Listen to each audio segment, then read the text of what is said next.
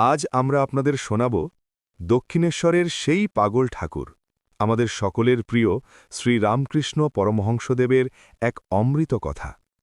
জীবনের ব্যস্ততায় আমরা অনেক সময় আসল লক্ষ্য হারিয়ে ফেলি। পুঁথিগত বিদ্যা আর অহংকারের ভিড়ে আমরা ভুলে যাই সহজ সরল ভক্তিকে। আজকের গল্পটি আমাদের সেই ভুলটাই আঙুল দিয়ে দেখিয়ে দেবে। আসুন মনের জানালা খুলে দিই। চলুন ফিরে যাই ১৫০ বছর আগের সেই গঙ্গার ঘাটে, দক্ষিণেশ্বরে মা ভবতারিণীর মন্দির। গঙ্গার পশ্চিম দিক থেকে ফুরফুরে বাতাস বয়ে আসছে, বিকেল গড়িয়ে সন্ধ্যা নামছে। মন্দিরের নহবতখানা থেকে সানাইয়ের সুর ভেসে আসছে। শ্রীরামকৃষ্ণের ঘর ভক্তদের ভিড়ে ঠাসা। ছোট তক্তপোষ্টির উপর ঠাকুর বসে আছেন, মুখে সেই ভুবন ভোলানো হাসি, যেন সাক্ষাৎ আনন্দের প্রতিমা। সামনে বসে আছেন নরেন, রাখাল, মাস্টারমশাই এবং আরও অনেকে। ঠাকুর আজ খুব ফুরফুরে মেজাজে।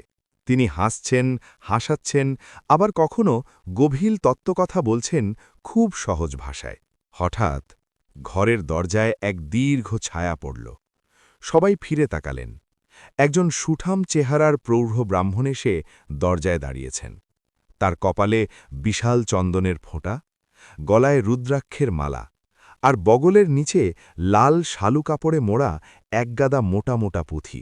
ভদ্রলোককে দেখলেই বোঝা যায় তিনি এক মস্ত বড় পণ্ডিত, কিন্তু তার চোখে মুখে এক অদ্ভুত দম্ভ। তিনি যেন মাটিতে পাই ফেলতে চান না। কাউকে কোনো গ্রাহ্য না করে তিনি সোজা ঠাকুরের সামনে এসে দাঁড়ালেন। ঠাকুর তাকে দেখে খুব সমাদর করে বললেন, এসো গো, এসো, বসো। পণ্ডিত কিন্তু বসলেন না। তিনি দাঁড়িয়ে থেকেই বেশ বাঁকা সুরে বললেন, শুনলাম তুমি নাকি পরমহংস, লোকে তোমাকে খুব ভক্তি শ্রদ্ধা করে। তা বাপু, তুমি কি বেদ পড়েছ? বেদান্ত, ন্যায়শাস্ত্র, সাংখ্য এসব কিছু জানা আছে? ঠাকুর মুচকি হেসে বিনয়ের সাথে হাত জোড় করে বললেন, আগে না, আমি যে মূর্খ, আমি মা কালীর পাদপদ্ম ছাড়া আর কোনো অক্ষর চিনি না গো। পণ্ডিত মশাই তাচ্ছিল্যের হাসি হাসলেন, বললেন, সে কি, শাস্ত্র পড়নি? জ্ঞান ছাড়া মুক্তি কিভাবে হবে? এই যে আমি কাশীতে গিয়ে ১২ বছর ধরে ন্যায়শাস্ত্র পড়েছি, নবদ্বীপে গিয়ে তর্কশাস্ত্র গুলে খেয়েছি, আমার সাথে বিচারে কেউ পারে না, আর তুমি কিছুই না জেনে গদি পেতে বসে আছো। ঘরের বাতাস তখন থমথমে। ভক্তরা বিরক্ত হচ্ছেন, কিন্তু ঠাকুর, তিনি একটুও রাগলেন না। তিনি এই পণ্ডিতের এই অহংকার দেখে বরং মজাই পেলেন। তিনি জানতেন অহংকার হল জ্ঞানের সবচেয়ে বড় শত্রু। ঠাকুর তখন শান্ত গলায় বললেন, ওগো পণ্ডিত মশাই, একটা কথা বলি পণ্ডিত মশাই। চিল আর শকুনি আকাশে খুব উঁচুতে ওড়ে বটে, কিন্তু তাদের নজর থাকে কোথায় জানো? নিচে, ভাগাড়ের দিকে, যেখানে মরা গরু পড়ে থাকে। তেমনি অনেকেই অনেক শাস্ত্র আওড়ায়, কিন্তু তাদের নজর থাকে ওই টাকা কড়ি আর মান যশের দিকে। আসল বস্তুতে মন না থাকলে ওসব পুঁথিতে কি লাভ? পণ্ডিত রেগে লাল হয়ে বললেন, তুমি আমাকে অপমান করছো? আমি তোমাকে প্রমাণ করে দেব যে বিদ্যা ছাড়া জীবন বৃথা। ঠাকুর তখন হাসতে হাসতে বললেন, আচ্ছা বেশ, রাগ করবেন না, তবে একটা গল্প শুনুন পণ্ডিত মশাই। গল্পটা শুরু করলেন ঠাকুর। একবার এক মহাজ্ঞানী পণ্ডিত গঙ্গা পার হওয়ার জন্য ঘেয়াঘাটে এলেন। তখন সন্ধ্যা হয়ে আসছে, ঘাটে আর কোনো যাত্রী নেই, শুধু এক গরিব মাঝির ছোট ডিঙি নৌকা বাঁধা আছে। পণ্ডিত মশাই সেই নৌকাতেই উঠে বসলেন। নৌকা ছাড়ল, ঝপ ঝপ ঝপ, মাঝির দাঁড়ের শব্দ, কুলকুল শব্দে গঙ্গা বয়ে চলেছে। পণ্ডিত মশাইয়ের তো চুপ করে থাকা স্বভাব নয়। তিনি মাঝির দিকে তাকিয়ে বললেন, ওহে মাঝি, তুমি তো সারাটা জীবন এই জল আর কাদা ঘেটেই কাটিয়ে দিলে, তা একটু পড়াশুনো করেছ? মাঝি লজ্জিত হয়ে মাথা নিচু করে বলল, আজ্ঞে না বাবু, আমি গরিব মূর্খ মানুষ, ওসবের সুযোগ কোথায়? পণ্ডিত চোখ বড় বড় করে বললেন, বলো কি? আচ্ছা, তুমি জানো সূর্য কেন পূর্ব দিকে ওঠে আর পশ্চিমে ডোবে? চন্দ্রগ্রহণ বা সূর্যগ্রহণ কেন হয় জানো? মাঝি মাথা নেড়ে বলল, না বাবু, ওসব খবরাখবর আমি রাখি না। পণ্ডিত তখন আফসোস করে বললেন, হায় হায়, তুমি জ্যোতির্বিদ্যা জানো না, আকাশের খবর রাখো না? তাহলে তো তোমার জীবনের 4 আনাই মিছে হয়ে গেল হে, অর্থাৎ 25 ভাগ জীবনটাই নষ্ট হয়ে গেল। মাঝি চুপ করে রইল। তার খুব মন খারাপ হল। সে ভাবল, সত্যিই তো, আমি কিছুই জানি না, আমার জীবনটা বোধহয় বৃথাই গেল। নৌকা তখন মাঝ নদীতে। পণ্ডিত মশাই আবার শুরু করলেন। জলের দিকে আঙুল দেখিয়ে বললেন, আচ্ছা বাপু, এই যে গঙ্গা, এই জল কোথা থেকে আসে জানো? গঙ্গার নিচে কি ধরনের মাটি বা পাথর আছে তার খবর রাখো? জিওলজি বা ভূতত্ত্ব পড়েছ কোনোদিন? মাঝি করুণ মুখে বলল, আজ্ঞে বাবু, ওসব শক্ত শক্ত নাম আমি বাপের জন্মেও শুনিনি।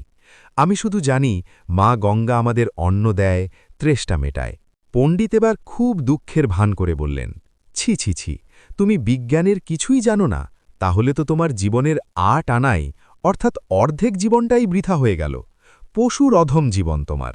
মাঝি মাথা নিচু করে রইল। পণ্ডিত মশাই নিজের জ্ঞানের গর্বে বুক ফুলিয়ে বসে রইলেন। তিনি ভাবলেন, এই মূর্খ মাঝির চেয়ে আমি কত মহান। হঠাৎ প্রকৃতির রূপ বদলে গেল। পশ্চিম আকাশে কালবৈশাখীর কালো মেঘ জমে উঠল। দেখতে দেখতে চারিদিক অন্ধকার, শোঁ শোঁ করে বাতাস বইতে শুরু করল।